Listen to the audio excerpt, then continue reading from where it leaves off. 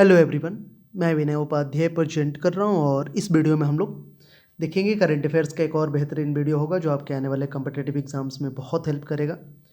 सभी प्रश्नों के लिए 4 ऑप्शंस रहेगा, पहले खुद से कोशिश करिएगा और आखिरी में एक होमवर्क क्वेश्चन मैं पूछूंगा जिसका आंसर आप हमें कॉमेंट सेक्शन में कर सकते हैं। वीडियो का PDF आपको हमारे टेलीग्राम ग्रुप में मिल जाएगा, तो टेलीग्राम ग्रुप ज्वाइन कर सकते हैं, उसका भी लिंक डिस्क्रिप्शन में है। चलिए शुरू करते हैं। सभी प्रश्नों को डिटेल में डिस्कस करेंगे। कुछ इंपॉर्टेंट चीज़ें जैसे कि आपको पता होगा सबसे लंबी रेलगाड़ी भारत की जो सबसे लंबी मालगाड़ी बनी है 3.5 किलोमीटर लंबी है, उसके बारे में जानेंगे। इवन अभी हाल ही में पहली बार जो यूक्रेन रसिया वाला जो मैटर चल रहा है उसमें इंडिया ने रसिया के खिलाफ वोट किया है। सबसे बड़ा प्राइवेट हॉस्पिटल खुल रहा है, उसके बारे में जानेंगे। तो इसी तरह के बहुत सारे क्वेश्चंस देखेंगे। चलिए लेट्स स्टार्ट। पहला क्वेश्चन आपके सामने है, आंसर करिए इसका। भारत ने UNSC United nation security council में यूक्रेन मामले में पहली बार रूस के खिलाफ वोट दिया। यह वोटिंग किस विषय पर हुई है? कोशिश करिए पहले खुद से। सही जवाब होगा ऑप्शन नंबर ए, UNSC में जलसंकी का संबोधन। भारत ने पहली बार 24 अगस्त 2022 को यूक्रेन पर संयुक्त राष्ट्र सुरक्षा परिषद में जो प्रक्रियात्मक वोट होता है ना, जिसको प्रोसीड्यूरल वोट बोलते हैं, उसी के दौरान रूस के खिलाफ मतदान किया है। तो इसको समझते हैं बेसिकली क्या है ये। तो किस मामले में भारत ने रूस के खिलाफ वोट किया है? दरअसल UNSC में यूक्रेन के राष्ट्रपति वोलोदिमीर जेलेंस्की को वीडियो कॉन्फ्रेंसिंग के जरिए आमंत्रित किया गया था। वो UNSC को संबोधित करना चाह रहे थे। इसी को लेकर रूस ने इस मामले में वोटिंग की इच्छा जता दी। तब 15 सदस्यीय UNSC में वोटिंग हुई। 13 सदस्यों ने जेलेंस्की के संबोधन के पक्ष में वोट किया। इसमें भारत भी शामिल था। मतलब कि रूस की सोच के विरोध वोट हुआ। रूस ने इस निमंत्रण के खिलाफ वोट दिया और चीन ने वोट नहीं दिया। इसके बाद UNSC की बैठक को यूक्रेन के राष्ट्रपति वोलोदिमीर जेलेंस्की ने संबोधित किया। फरवरी 2022 में रूसी सैन्य कार्रवाई शुरू होने के बाद यह पहली बार है जब भारत ने यूक्रेन के मुद्दे पर रूस के खिलाफ मतदान किया है। अब तक भारत ने यूक्रेन पर संयुक्त राष्ट्र सुरक्षा परिषद में भाग नहीं लिया था। भारत वर्तमान में 2 साल के कार्यकाल के लिए UNSC का एक अस्थायी सदस्य बना है जो दिसंबर में समाप्त हो रहा है। UNSC की बैठक में भारत ने क्या कहा, अब इसको समझते हैं। यूनाइटेड नेशन सिक्योरिटी काउंसिल की बैठक में भारत ने यूक्रेन के खिलाफ अपनी आक्रामकता के लिए रूस की आलोचना नहीं की। भारत ने बार बार रूसी और यूक्रेनी पक्षों से कूटनीति और बातचीत के रास्ते पर लौटने को कहा। दोनों देशों के बीच संघर्ष को समाप्त करने के लिए सभी राजनयिक प्रयासों के लिए अपना समर्थन भी व्यक्त किया। UNSC क्या है, हमेशा मैं इसके बारे में बताता हूँ आपको। United nation security council United Nations के 6 प्रमुख अंगों में से एक है। इसका काम दुनिया भर में शांति और सुरक्षा को बढ़ावा देकर देशों के बीच मैत्रीपूर्ण संबंधों को प्रोत्साहित करना है। दरअसल 20वीं सदी के शुरुआती 5 दशकों में ही दुनिया ने 2 विश्व युद्धों की भीषण त्रासदी देखी थी।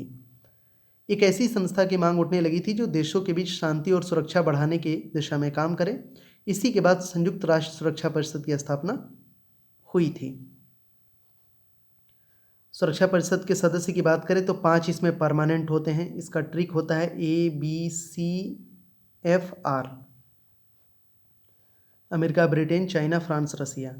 अमेरिका, ब्रिटेन, फ्रांस, रूस, चीन, ये 5 होते हैं। इनके पास बेसिकली वीटो पावर होता है। और 10 अस्थायी सदस्य होते हैं जो भारत में भी 2 साल के लिए बना था। इन अस्थायी सदस्यों का चयन क्षेत्रीय आधार पर 2 साल के लिए किया जाता है, बदलते रहते हैं हर 2 साल पे। संयुक्त राष्ट्र के महासचिव हैं एंटोनियो गुटेरस। रूस और यूक्रेन की बात हो रही है तो वहाँ के रूस के president Vladimir Putin, capital Moscow. Ukraine के प्रेसिडेंट वोलोदिमीर जेलेंस्की और कैपिटल कीव। नेक्स्ट आगे बढ़ते हैं। दक्षिण अमेरिका के किस देश में भारत के नए दूतावास एम्बेसी का उद्घाटन विदेश मंत्री S जयशंकर ने अगस्त 2022 में किया? तो दक्षिण अमेरिका में एक देश है जिसका नाम है पराग्वे। यहीं पर एक नया एम्बेसी बना है भारत का और उसका उद्घाटन किया है विदेश मंत्री S जयशंकर ने। भारत के विदेश मंत्री S जयशंकर ने 22 अगस्त 2022 को पराग्वे में भारत के नए दूतावास का उद्घाटन किया। उन्होंने यह उद्घाटन पराग्वे के विदेश मंत्री जूलियस सीजर एरियोला के साथ किया। जयशंकर पराग्वे की यात्रा करने वाले पहले भारतीय विदेश मंत्री हैं। पराग्वे में भारतीय दूतावास ने जनवरी 2022 से काम करना शुरू कर दिया था। यह भारत का पराग्वे में नया दूतावास है। अब तक भारत का प्रतिनिधित्व पराग्वे में ब्यूनस आयर्स अर्जेंटीना के दूतावास के माध्यम से किया जाता था। भारत पराग्वे के द्विपक्षीय संबंध की बात करें तो पराग्वे में लगभग 600 भारतीय रहते हैं। भारत पराग्वे को कार्बनिक रसायन, वाहन, ऑटो पार्ट्स, सौंदर्य प्रसाधन, machinery, pharma, plastic, aluminium, rubber उत्पाद आदि निर्यात की प्रमुख वस्तुएं हैं। भारत पराग्वे से प्रचुर मात्रा में सोया और सूरजमुखी तेल आयात करता है। ये तो द्विपक्षीय संबंध हो गए। भारत के पराग्वे के साथ अच्छे संबंध होना जरूरी क्यों है? तो देखिए, भारत को कई अंतर्राष्ट्रीय मुद्दों पर संयुक्त राष्ट्र और बहुपक्षीय निकायों के लिए उम्मीदवारी की जरूरत पड़ती है। ऐसे में पराग्वे भारत को इन मुद्दों पर वोट देकर समर्थन जता सकता है। इसलिए पराग्वे के साथ अच्छा संबंध होना जरूरी है। पराग्वे की बात करें तो पराग्वे अर्जेंटीना, ब्राजील, बोल्विया के बीच एक लैंड लॉक्ड देश है। अर्जेंटीना, ब्राजील और बोल्विया। पराग्वे की राजधानी है असुनिसियोन और पराग्वे के राष्ट्रपति हैं Mario Abdo Benitez. Got it? PM Modi ने अत्याधुनिक अमृता अस्पताल का उद्घाटन कहाँ किया है? इसे सबसे बड़ा प्राइवेट हॉस्पिटल भी बोला जा रहा है। तो इसका उद्घाटन किया है फरीदाबाद में। प्रधानमंत्री नरेंद्र मोदी ने 24 अगस्त 2022 को हरियाणा का एक शहर है फरीदाबाद, वहीं पे अत्याधुनिक अमृता अस्पताल का उद्घाटन किया है। हरियाणा में ये। Got it? हरियाणा की तो राजधानी चंडीगढ़ है। वहाँ से भी रिलेटेड एक चीज़ मैंने आपको बताया था कि चंडीगढ़ एयरपोर्ट का नाम भगत सिंह के नाम पे रखा जा रहा है और हरियाणा और पंजाब दोनों का कंबाइंड कैपिटल है चंडीगढ़। सीएम यहाँ के हैं मनोहर लाल खट्टर और राज्यपाल बंडारू दत्तात्रेय। तो प्रधानमंत्री नरेंद्र मोदी ने 24 अगस्त 2022 को हरियाणा के शहर फरीदाबाद में अत्याधुनिक अमृता अस्पताल का उद्घाटन किया। माता अमृतानंदमयी मठ द्वारा संचालित सुपर स्पेशलिटी अस्पताल 2600 इसमें बेड होंगे। यह अस्पताल 130 एकड़ में फैला हुआ है। इस अस्पताल का निर्माण माता अमृतानंदमयी मठ के तहत 6 वर्षों की अवधि में किया गया है। अस्पताल निर्माण की लागत 6000 करोड़ रुपये बताई गई है, 6000 crore. Under 20 wrestling world championship 2022 में भारत ने कुल कितने मेडल जीते? कुल कितने मेडल जीता है पूछ रहा है। तो भारत ने इसमें टोटल 16 मेडल जीते। Got it? 16 में एक तो गोल्ड जीता, एक जो गोल्ड जीता वो जीता अमित पंघाल ने, बाकी 4 सिल्वर मेडल और 11 ब्रॉन्ज मेडल। Got it? ये बुल्गारिया में हुआ था। Under 20 wrestling world championship Bulgaria में एक शहर है सोफिया, 15 से 21 अगस्त के बीच वहाँ पे हुआ था और एकमात्र गोल्ड मेडल यहाँ अमित पंघाल ने जीता। भारत ने अंडर 20 रेसलिंग वर्ल्ड चैंपियनशिप 2022 में कुल 16 मेडल जीते। इन 16 में 1 गोल्ड, 4 सिल्वर और 11 ब्रॉन्ज मेडल। भारत की तरफ से अंतिम पंघाल, सॉरी बार बार नाम गलत मैं ले रहा हूँ, अंतिम पंघाल ने इकलौता गोल्ड मेडल जीता। यह चैंपियनशिप 15 से 21 अगस्त 2022 के बीच सोफिया बुल्गारिया में आयोजित हुआ था। ये बड़ा इंपॉर्टेंट है, बहुत इंपॉर्टेंट है, इसे ध्यान से आपको देखना है। गलती से लॉन्च होकर ब्रह्मोस मिसाइल के पाकिस्तान में गिरने के मामले में भारतीय वायुसेना ने 3 अधिकारियों को बर्खास्त कर दिया। यह घटना कब हुई थी? बहुत पहले हुई थी, पता अब चला है। बेसिकली ये घटना हो गई थी मार्च 2022 में और अगस्त में जाके पता चला है। 3 ऑफिसर्स मतलब एक तो ग्रुप कैप्टन है, एक विंग कमांडर है और एक स्क्वाड्रन लीडर है। इनकी सेवाएं तत्काल प्रभाव से समाप्त कर दी गई हैं, बर्खास्त कर दिया गया है। तो इसको समझते हैं कि क्या है एक्सीडेंटल फायरिंग, ये कब हुआ, कैसे सामने ये मामला आया। पाकिस्तानी जर्नलिस्ट ने किया था मिसाइल का खुलासा। पाकिस्तान का एयर डिफेंस सिस्टम नहीं रोक पाया था इसे, क्यों? क्या मिसाइल टेस्टिंग को लेकर दुनिया में कोई सिंगल प्रोटोकॉल या ट्रीटी है कि नहीं, उसको भी समझेंगे। ब्रह्मोस मिसाइल को भी जानने की कोशिश करेंगे, एक नज़र में इसको भी जानेंगे ब्रह्मोस मिसाइल। तो ये सारे पॉइंट्स इस क्वेश्चंस के थ्रू हम लोग देखेंगे। तो देखिए, इन तीनों ऑफिसर में group captain, wing commander, squadron leader की सेवाएं तत्काल प्रभाव से समाप्त कर दी गई हैं। केंद्र सरकार ने तीनों अफसर को बर्खास्त करने का आदेश 23 अगस्त 2022 को दिया। केंद्र सरकार ने मार्च 2022 को इस घटना को बेहद गंभीरता से लेते हुए उच्च स्तरीय जांच के आदेश दिए थे वायुसेना की जांच रिपोर्ट में 3 अधिकारियों को एसओपी का पालन न करने का दोषी पाया गया था। ये एक्सीडेंटल फायरिंग कब हुई थी? तो दरअसल 9 मार्च 2022 को भारत की एक मिसाइल पाकिस्तान के इलाके में 124 किलोमीटर अंदर गिरी थी। यह मिसाइल भारत के सिरसा से दागी गई थी। टाइमिंग और मैप के लिहाज से देखें तो इस प्रोजेक्टाइल मतलब बिना हथियारों की मिसाइल थी ने 7 मिनट में 261 किलोमीटर दूरी तय की। इसकी रफ्तार 2 से 3 मैक मतलब ध्वनि की रफ्तार से 2 से 3 गुना ज़्यादा थी। इस मिसाइल में किसी तरह के हथियार या बारूद नहीं था, लिहाजा किसी तरह की तबाही नहीं हुई थी। यह तेज़ी से मियाँ चुन्नू इलाके में गिरी। बॉर्डर से पाकिस्तान पहुंचने में इसे केवल 3 मिनट लगा। समझ सकते हो कितनी तेज़ी से ये चलता है। 2 से 3 मैक, 1 मैक में 1000 किलोमीटर का स्पीड हो जाएगा मान के चलो। तो कैसे सामने आया मामला? तो पाकिस्तानी सेना के media wing inter services public relations यानी ISPR inter services public relations के DG major general Babar Iftikhar ने घटना के दिन एक प्रेस कॉन्फ्रेंस में इसका खुलासा किया था।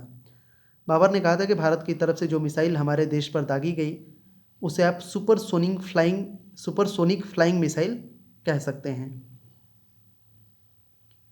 पाकिस्तानी जर्नलिस्ट ने किया था मिसाइल का खुलासा। पाकिस्तानी जर्नलिस्ट मोहम्मद इब्राहिम काजी ने कहा कि यह बेहद खतरनाक कदम था क्योंकि जिस वक्त यह मिसाइल फायर की गई उस वक्त भारत और पाकिस्तान के एयर स्पेस में कई फ्लाइट ऑपरेशनल थी और कोई बड़ा हादसा हो सकता था। मोहम्मद इब्राहिम काजी ने सोशल मीडिया पर दावा किया कि भारत से छोड़ी गई मिसाइल का नाम ब्रह्मोस, इसका रेंज 290 किलोमीटर तक है। इंडियन एयरफोर्स इसका स्टॉक राजस्थान के श्री गंगानगर में रखती है। हालांकि पाकिस्तानी फौज का दावा है कि यह मिसाइल हरियाणा के सिरसा से दागी गई। पाकिस्तान का एयर डिफेंस सिस्टम नहीं रोक पाया, इसको समझते हैं। तो देखिए पाकिस्तान जब मिसाइल गिरा तो कई घंटे तक यही बात होती रही कि कोई प्राइवेट प्लेन इंडिया से आकर गिरा है। जब पाकिस्तानी मिलिट्री हादसे के स्थल पर पहुंची तब उसे इसका एहसास हुआ। पाकिस्तान ने Chinese air defence system HQ-16 को तैनात किया हुआ है लेकिन वो फेल हो गया। ब्रह्मोस को रोक नहीं पाया। काफ़ी देर तक पाकिस्तानी मिलिट्री को कुछ समझ में नहीं आ सका। ब्रह्मोस 3 मिनट 40 सेकंड तक रहा लेकिन वह कुछ नहीं कर सका क्योंकि उसमें कुछ था ही नहीं, बस ऐसे ही खाली था। क्या मिसाइल टेस्टिंग को लेकर दुनिया में कोई सिंगल प्रोटोकॉल या ट्रीटी है? ये इंपॉर्टेंट है। तो पूरी दुनिया के लिए कोई सिंगल प्रोटोकॉल तो नहीं है, हाँ, लेकिन बाईलैटरल ट्रीटी है। भारत और पाकिस्तान के बीच लाहौर डिक्लेरेशन फरवरी 1999 के तहत मिसाइल टेस्टिंग की जानकारी एक दूसरे को देने का प्रावधान है, लेकिन इससे ज़्यादा कुछ नहीं है। भारत और पाकिस्तान जैसे देश में जब तक जंग का खतरा ना हो तब तक न्यूक्लियर वॉर हेड को मिसाइल में लगा कर नहीं रखा जाता है। ब्रह्मोस मिसाइल में न्यूक्लियर और कन्वेंशनल दोनों तरह के हथियार ले जा सकते हैं, लेकिन उसमें तो हथियार वगैरह कुछ लगाया नहीं गया था। अब थोड़ा सा ब्रह्मोस मिसाइल पे एक नज़र डालते हैं। तो यह एक सुपरसोनिक क्रूज मिसाइल है। इसे पनडुब्बी, शिप, एयरक्राफ्ट, ज़मीन कहीं से भी छोड़ा जा सकता है। इस मिसाइल को भारतीय सेना के तीनों अंग आर्मी, नेवी, एयरफोर्स को सौंपा जा चुका है। ब्रह्मोस मिसाइल का नाम भारत की ब्रह्मपुत्र और रूस की मास्कवा नदियों के नाम को मिलाकर बनाया गया है, ब्रह्मोस। जमीन या समुद्र में दागे जाने पर ब्रह्मोस 290 किलोमीटर के रेंज में मैक 2 से 3 सेकंड 2500 किलोमीटर प्रति घंटे की स्पीड से अपने टारगेट को नेस्तनाबूद कर सकती है। पनडुब्बी से ब्रह्मोस मिसाइल को पानी के अंदर 40 से 50 मीटर की गहराई से छोड़ा जा सकता है। पनडुब्बी से ब्रह्मोस मिसाइल दागने की टेस्टिंग 2013 में हुई थी। तो काफ़ी कुछ चीज़ें मैंने इसमें क्लियर करा दी आपको। वर्ष 2022 में विश्व जल सप्ताह वर्ल्ड वाटर वीक कब मनाया गया? वर्ल्ड वाटर वीक मनाया गया ये 23 अगस्त से 1 सितंबर तक। ऑप्शन सी इसका सही जवाब होगा।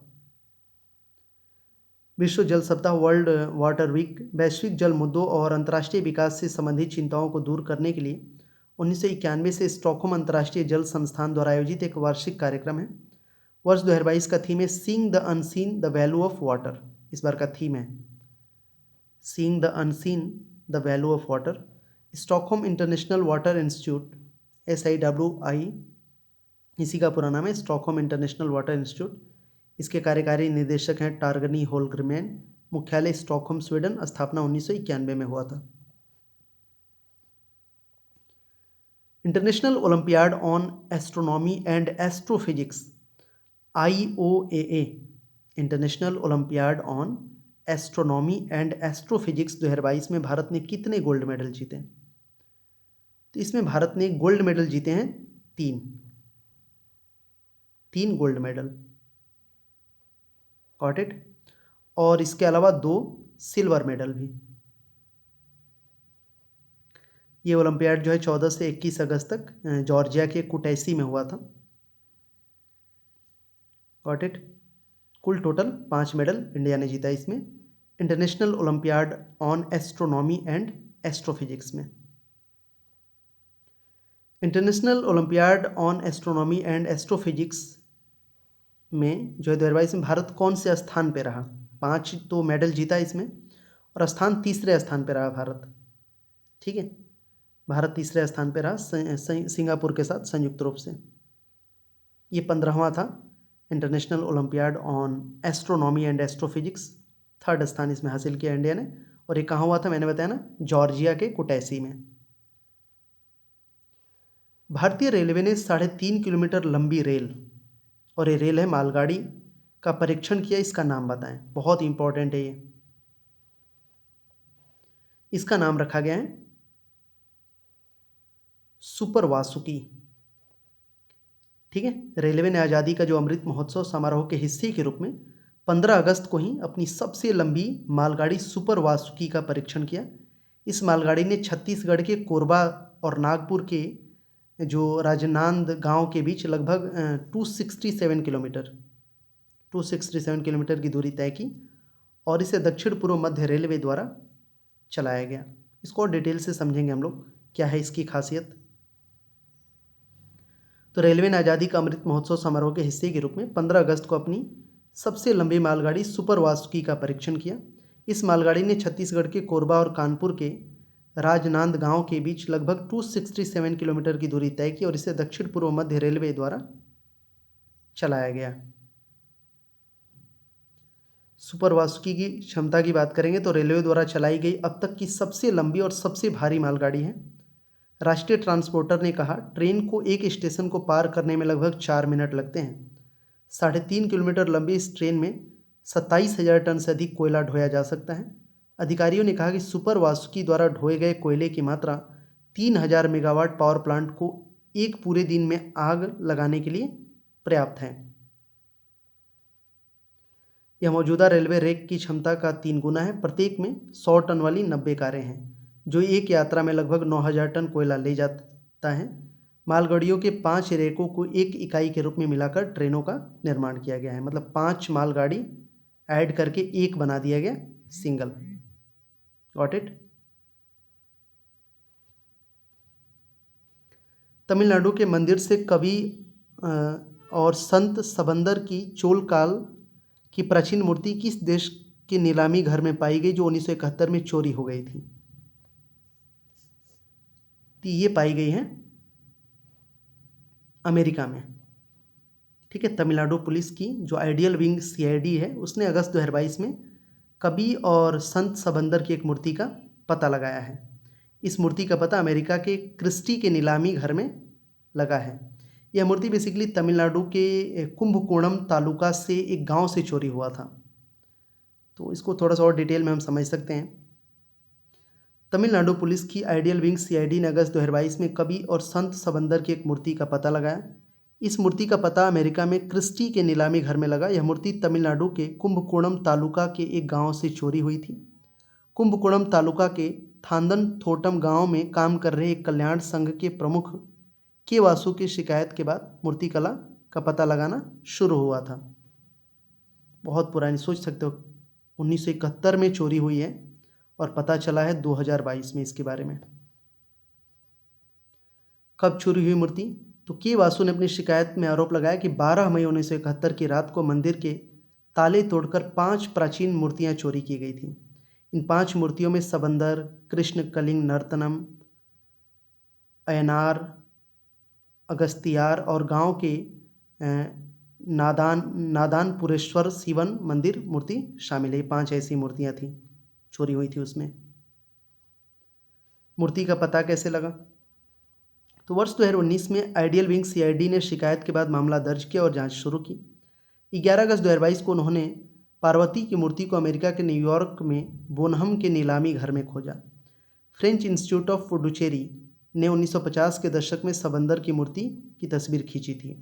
जांच अधिकारी इंदिरा ने इस मूर्ति का प्रयोग करते हुए विदेश में विभिन्न संग्रहालयों और नीलामी घरों में चोल काल की सबंदर मूर्ति कला की खोज की। अपने आप में समझ सकते हो, ये बहुत बड़ी बात है। दोनों तस्वीरों की जांच और तुलना करने के बाद विशेषज्ञों ने सीआईडी को पुष्टि की कि यह दोनों इमेज में मूर्तियां समान हैं। विंग अब मूर्ति कला को पुनः प्राप्त करने के लिए कदम उठा रही है। सबंदर की बात हो रही है तो सबंदर, जिन्हें थिरुगनाना सबंदर भी कहा जाता है, वह 7वीं शताब्दी में तमिलनाडु में रहने वाले एक शैव कवि संत थे। भारतीय फुटबॉलर समरभद्रु बनर्जी का निधन 20 अगस्त 2022 को हो गया। वह किस बीमारी से संक्रमित थे? तो ये कोविड-19 की वजह से इनका निधन हो गया। इनकी उम्र थी 92 ईयर्स। ठीक है। समर बनर्जी के नेतृत्व में वर्ष 1956 की भारतीय फुटबॉल टीम ने ओलंपिक में अब तक का सबसे सर्वश्रेष्ठ प्रदर्शन भी किया था। तब भारतीय टीम कांस्य पदक के लिए हुए प्लेऑफ में बुल्गारिया से 0-3 में हारकर चौथे स्थान पर रही थी। 1956 का उस समय था। उसी समय हमने लास्ट टाइम सबसे अच्छा परफॉर्मेंस किया है ओलंपिक में फुटबॉल में। बनर्जी ने कोलकाता के मशहूर फुटबॉल क्लब मोहन बागान को उसका पहला डूरंड कप 1953, रोवर्स कप 1955 सहित कई ट्रॉफियां जीतने में अहम भूमिका निभाई।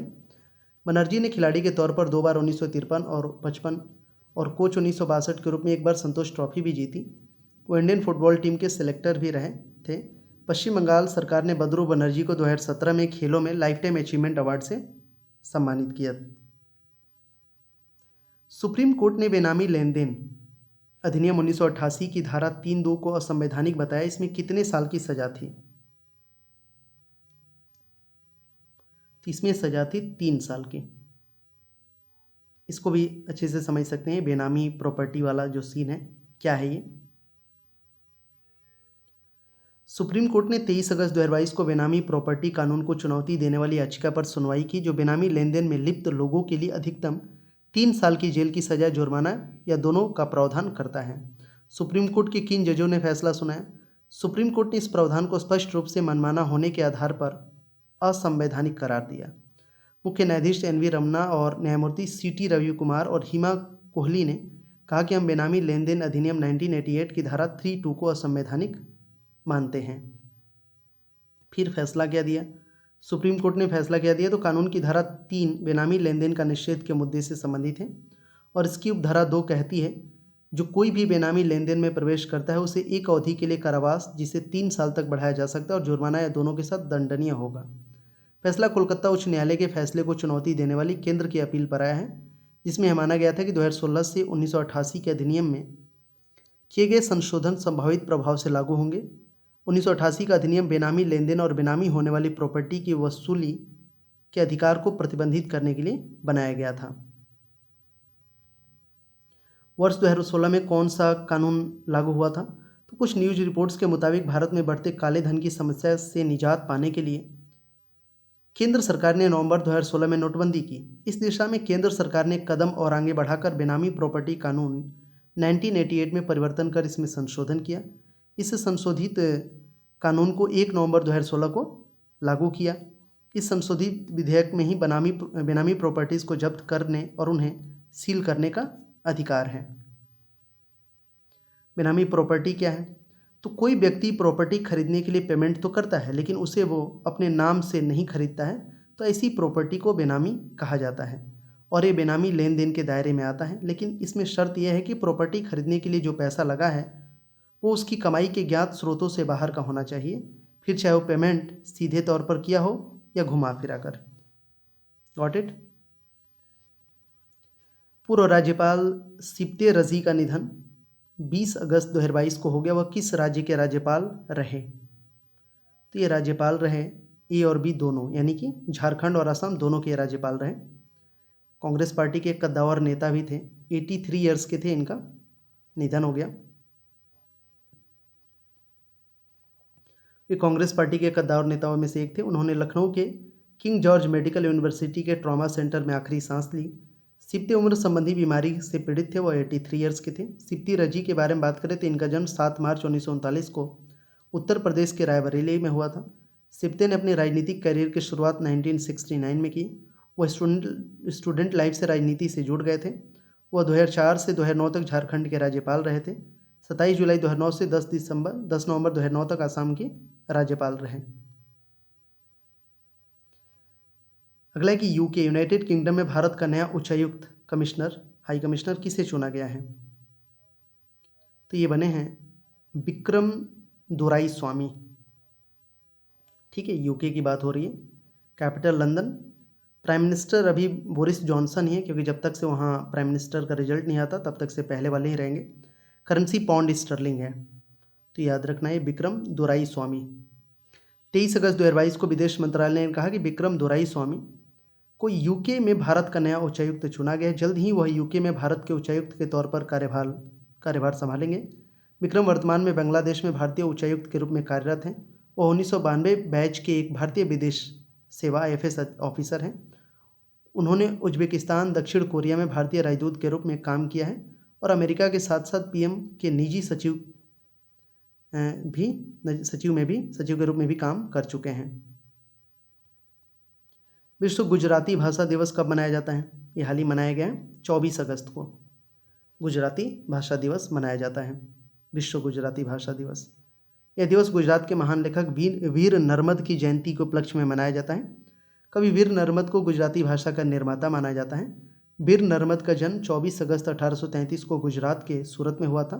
नर्मद ने 22 साल में अपनी पहली कविता लिखी। केंद्रीय मंत्री अनुराग ठाकुर ने अगस्त 2022 में भारत के स्वतंत्रता संग्राम पर आधारित ऑनलाइन शैक्षिक गेम्स की श्रृंखला को लॉन्च किया। इसका नाम बताएं, बड़ी चर्चा में है ये। तो इसका नाम है आज़ादी क्वेस्ट। ठीक है, केंद्रीय सूचना और प्रसारण मंत्री अनुराग ठाकुर ने इसे 24 अगस्त 2022 को ऑनलाइन शैक्षिक मोबाइल गेम्स की श्रृंखला आज़ादी क्वेस्ट को लॉन्च किया। केंद्रीय सूचना और प्रसारण मंत्री अनुराग ठाकुर ने 24 अगस्त 2022 को ऑनलाइन शैक्षिक मोबाइल गेम्स की श्रृंखला आज़ादी क्वेस्ट को लॉन्च किया। इस गेम सीरीज को जिंगा इंडिया के सहयोग से विकसित किया गया है। आज़ादी क्वेस्ट गेम भारत के लोगों के लिए अंग्रेजी और हिंदी में एंड्रॉयड और iOS पर उपलब्ध है। यह गेम्स सितंबर 2022 से ये दुनिया भर में उपलब्ध होंगे। आज़ादी क्वेस्ट गेम सीरीज का क्या फ़ायदा? शिक्षा को खेल की तरह बनाने की अवधारणा पर आधारित यह गेम सीरीज देश में शिक्षा के क्षेत्र में क्रांति लाएगी। आज़ादी क्वेस्ट सीरीज भारत के स्वतंत्रता संग्राम और देश के महान स्वतंत्रता सेनानियों के बारे में ज्ञान प्रदान करेगी। इस गेम को खेलने वालों के मन में गर्व और कर्तव्य की भावना पैदा होगी। आज़ादी क्वेस्ट सीरीज में कौन से गेम शामिल हैं? तो इसमें 2 गेम्स हैं। एक तो आज़ादी क्वेस्ट मैच 3 पजल और दूसरा है आज़ादी quest heroes of Bharat. Gaming sector में भारत की स्थिति की अगर हम बात कर लें तो Bharat animation, visual effects, gaming and comic में निरंतर आगे बढ़ने के प्रयास कर रहा है। भारत गेमिंग सेक्टर में शीर्ष 5 देशों में शामिल हो गया है। वर्ष 2021 में गेमिंग के क्षेत्र में 28% की वृद्धि हुई। केंद्रीय मंत्री ठाकुर के अनुसार भारत में 2020 से लेकर 2021 तक ऑनलाइन गेम खेलने वालों की संख्या में 8% की बढ़ोतरी हुई है। वर्ष 2023 तक ऐसे गेम खेलने वालों की संख्या 45 करोड़ तक पहुंचने की उम्मीद है। आगे बढ़ते हैं। केंद्र सरकार ने आयुष्मान भारत योजना के तहत ट्रांसजेंडर पर्सन को प्रति वर्ष कितने रुपए का स्वास्थ्य बीमा देने की घोषणा की है? ये भी बहुत ही इंपॉर्टेंट है। जब हम जेंडर इक्वालिटी की बात करते हैं तो हमेशा थर्ड जेंडर के बारे में भूल जाते हैं, लेकिन भूलना नहीं है। तो इसका सही आंसर ऑप्शन सी हो जाएगा, 5 लाख रुपए। केंद्र सरकार ने 24 अगस्त 2022 को आयुष्मान भारत योजना के तहत ट्रांसजेंडर पर्सन को हर साल 5 लाख रुपए का स्वास्थ्य बीमा देने की घोषणा की है। केंद्र सरकार ने 24 अगस्त 2022 को आयुष्मान भारत योजना के तहत ट्रांसजेंडर पर्सन को हर साल 5 लाख रुपए का स्वास्थ्य बीमा देने की घोषणा की है। इस बीमा पॉलिसी में sex reassignment, sex change surgery भी शामिल होगी। स्वास्थ्य मंत्रालय के तहत नेशनल हेल्थ अथॉरिटी ने 24 अगस्त 2022 को सामाजिक न्याय मंत्रालय के साथ इस योजना पर एक समझौता हस्ताक्षर किया। किसके बीच? तो नेशनल हेल्थ अथॉरिटी और सामाजिक न्याय मंत्रालय के बीच MOU ये साइन हुआ है। सेक्स रीअसाइनमेंट सर्जरी कराने के लिए अस्पतालों को पैनल में शामिल किया जाएगा। ट्रांस पर्सन को जारी किए गए स्वास्थ्य कार्ड उनके परिवार के सदस्यों को कवर नहीं करेंगे, उनके लिए होगा, पर्सनली होगा ये। इस योजना के तहत कितने ट्रांसजेंडर पर्सन को फ़ायदा होगा? तो सामाजिक न्याय मंत्रालय के पास 4.8 लाख ट्रांसजेंडर पर्सन का डाटाबेस है, लगभग 5 लाख मान लो। इस डेटा को आयुष्मान भारत डेटाबेस से जोड़ा जाएगा ताकि ट्रांसजेंडर पर्सन योजना का लाभ उठा सके। यह 4.8 लाख ट्रांसजेंडर व्यक्ति इस योजना के तहत लाभ के पात्र होंगे जो इस डेटाबेस में शामिल नहीं हैं। वे अपने नाम को सामाजिक न्याय मंत्रालय के डेटाबेस में जोड़ सकते हैं। यह आधार कार्ड का प्रयोग कर योजना का लाभ उठा सकते हैं। नेक्स्ट आगे बढ़ते हैं। ये क्वेश्चन आप लोगों के लिए मैं होमवर्क पूछूंगा। चलो, today quiz question to all of you. इसका आंसर करना कमेंट सेक्शन में। इसी तरह के करंट अफेयर्स के और भी मैंने वीडियोस बना रखे हैं, तो उन्हें भी ज़रूर देखिए। एक यूपीएससी करके मैंने प्लेलिस्ट बनाया है, उस प्लेलिस्ट में जाके आप और बहुत सारे बेहतरीन वीडियोस देख सकते हैं, हिस्ट्री, पॉलिटी, इकोनॉमिक, ज्योग्राफी के। इसका आंसर करना कमेंट सेक्शन में कि भारत ने अगस्त 2022 को किस देश में यूपीआई से पेमेंट करने के लिए वहाँ की कंपनी पे एक्सपर्ट के साथ एमओयू पर साइन किया है? ऑप्शन आपके पास अमेरिका, ब्रिटेन, रूस, श्रीलंका। आंसर करना कमेंट सेक्शन में। और वीडियो कैसा लगा आप हमें कमेंट सेक्शन में बताना। Thank you so much for watching this video. इसी तरह के बेहतरीन वीडियो को देखने के लिए, जानने के लिए, अपने ज्ञान को बढ़ाने के लिए चैनल को सब्सक्राइब करिए और ज़्यादा से ज़्यादा लोग जुड़िए। आप हमारे साथ सभी तरह के सोशल मीडियाज़ पे जुड़ सकते हैं, टेलीग्राम, इंस्टाग्राम, फेसबुक, सब जगह मैं अवेलेबल हूँ और कुछ ना कुछ स्टडी मटेरियल कंटेंट शेयर करते रहता हूँ। Thank you so much.